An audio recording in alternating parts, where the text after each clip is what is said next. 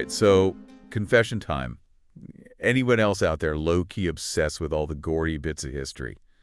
Like the stuff that makes you kind of squirm, but you just can't look away? Yeah, I get it. It's like a car crash, horrifying, but you're kind of drawn to it. Exactly. And if you're with me on that, well, get ready for a deep dive that's going to make your blood run cold.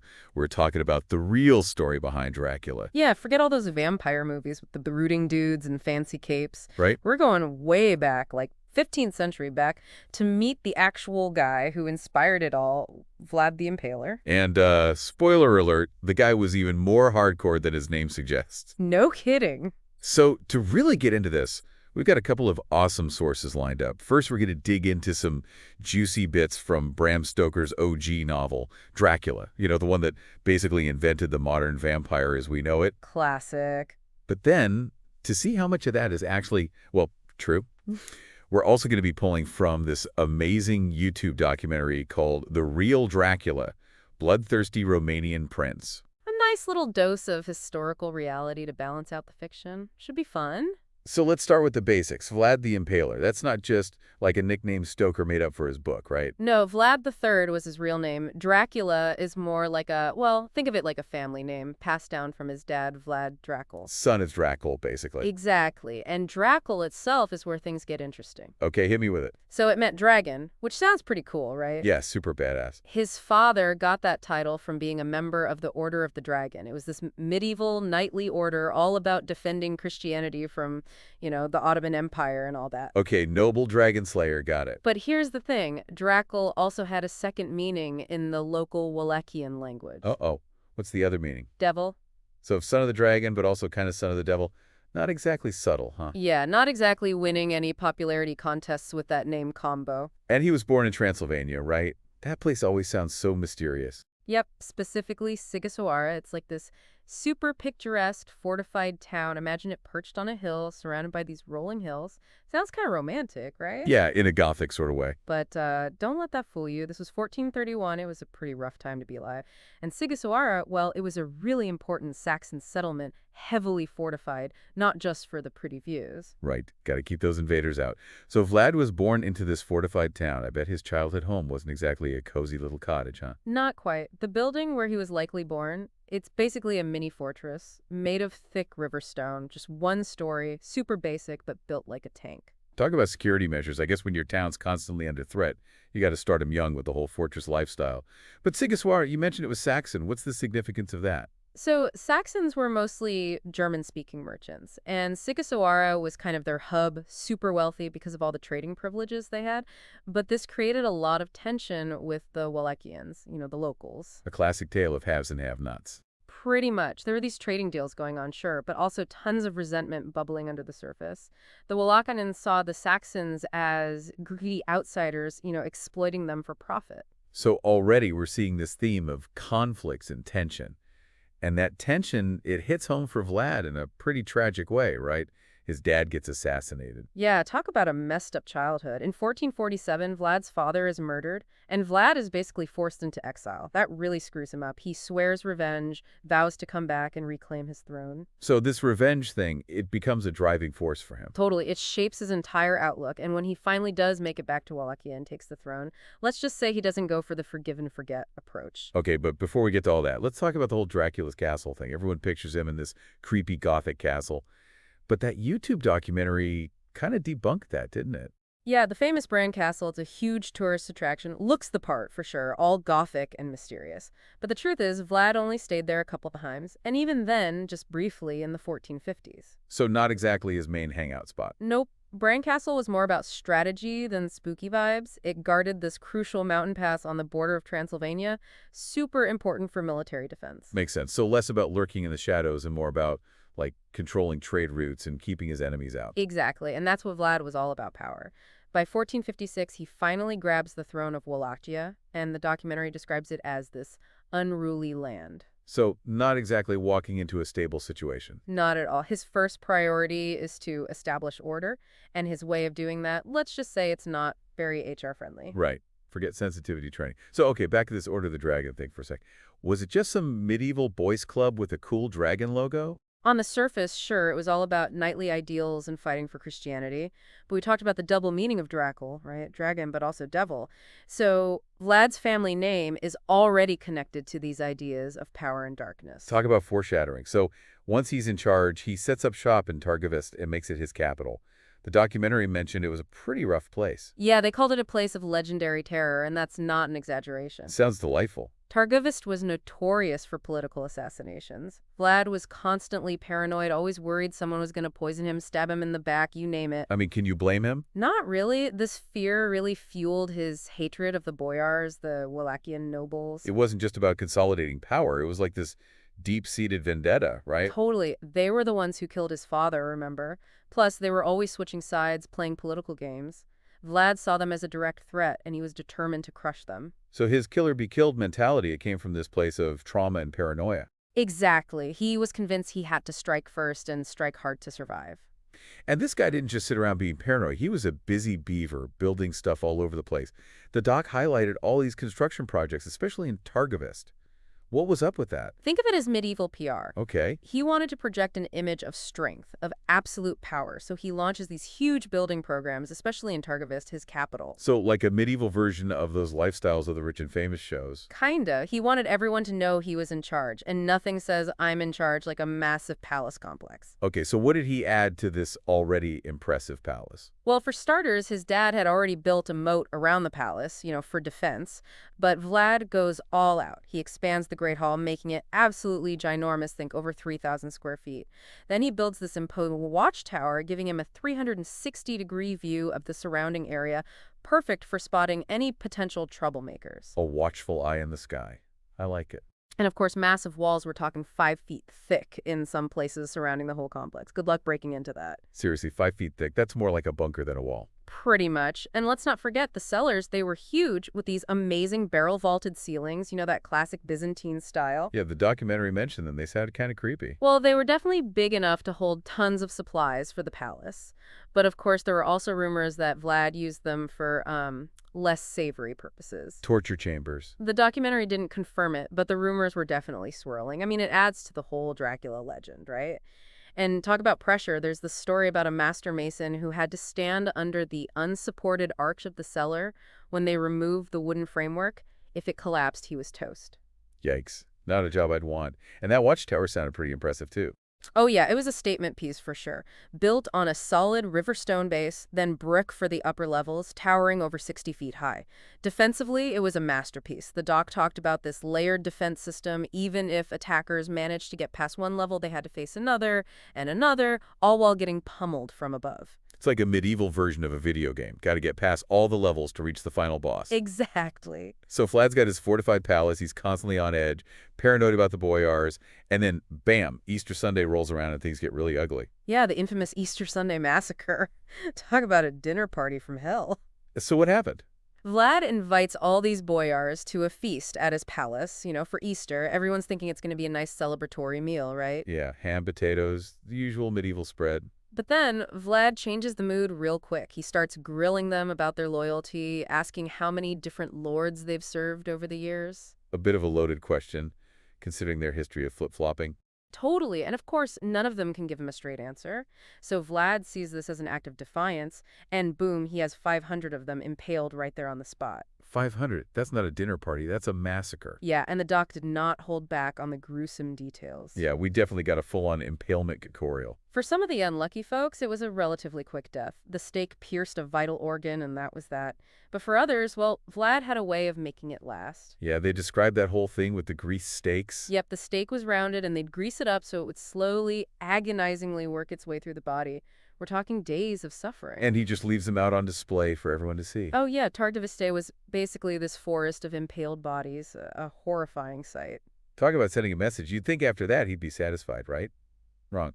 He then goes and builds Panari Castle, which the doc called the real Dracula's castle. Panari was special. It was all about ultimate security, a last line of defense. It was perched way up on this crazy mountaintop. Right, overlooking a super strategic pass on the border between Wallachia and Transylvania.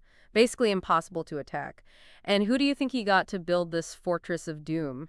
Oh, I think I know where this is going. Not the Easter Sunday survivors, right? Bingo.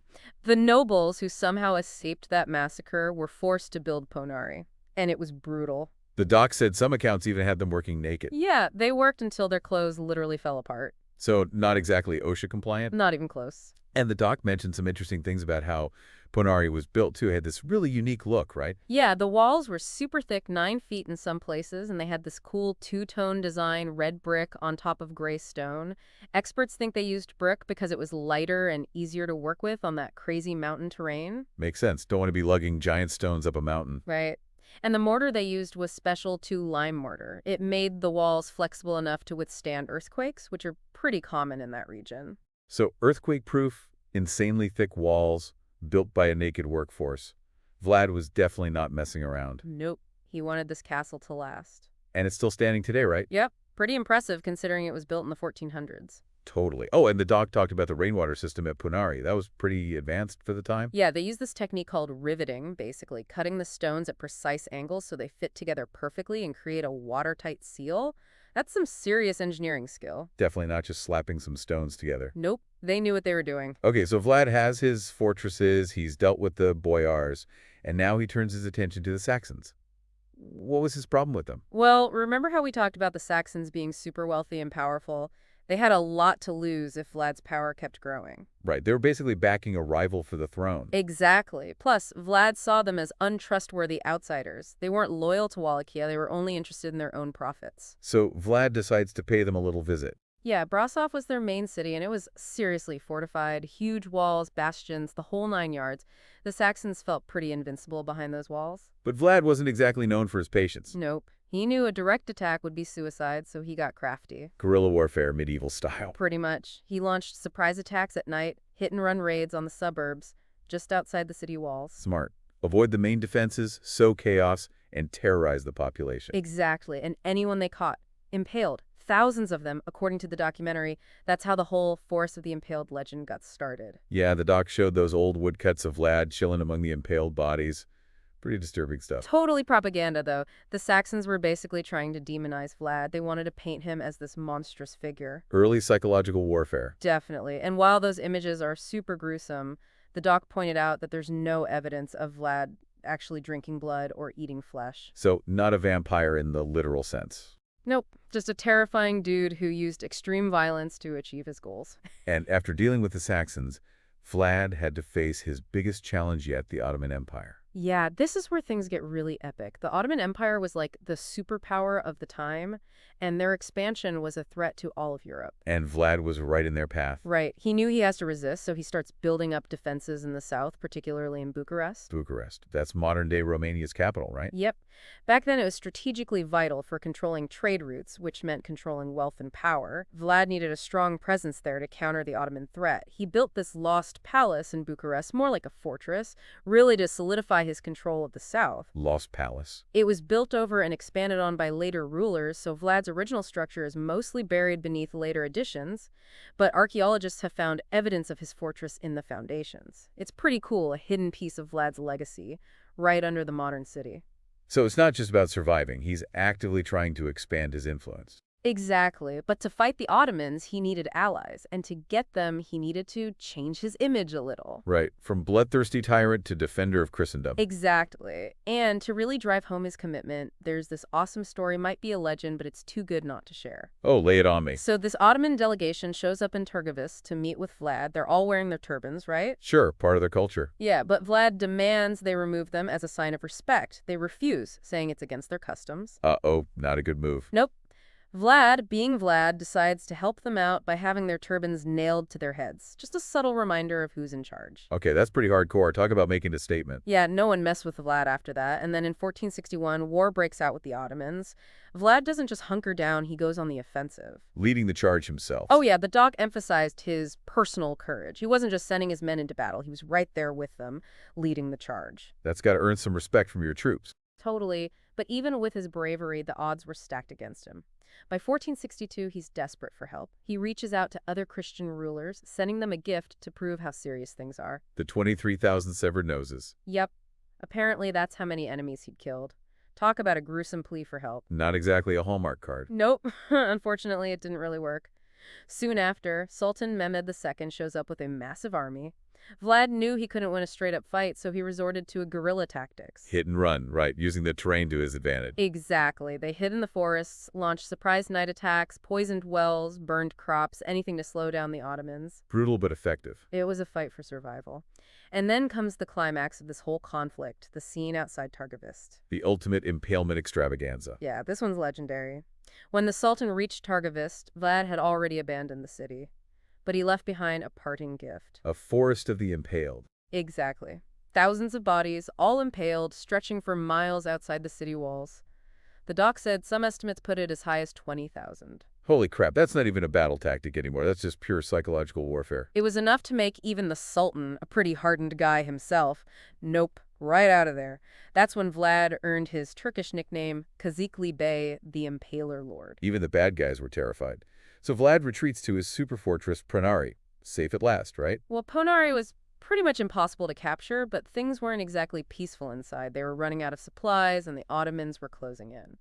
The doc told this heartbreaking story about Vlad's wife. She jumped from the tower, right? Yeah, rather than be captured by the Ottomans, they say the river she landed in is still called the Princess's River to this day. That's so tragic. But Vlad, he manages to escape, right?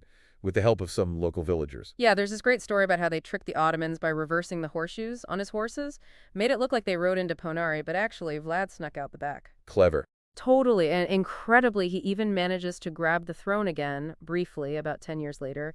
He starts rebuilding defenses in Bucharest, but then, well, his luck runs out. He died in battle, right? It's almost certain, but the details are fuzzy. We don't know for sure if he was killed in a straight-up fight or assassinated. There's this legend that he's buried at the Snugov Monastery, on an island heavily fortified, super mysterious. But when they opened his supposed tomb, it was empty. So a mysterious death and an empty grave. Very fitting for a guy like Vlad the Impaler. Okay, so we've got this incredibly brutal historical figure. Now, how does he turn into the Dracula we know today, the vampire?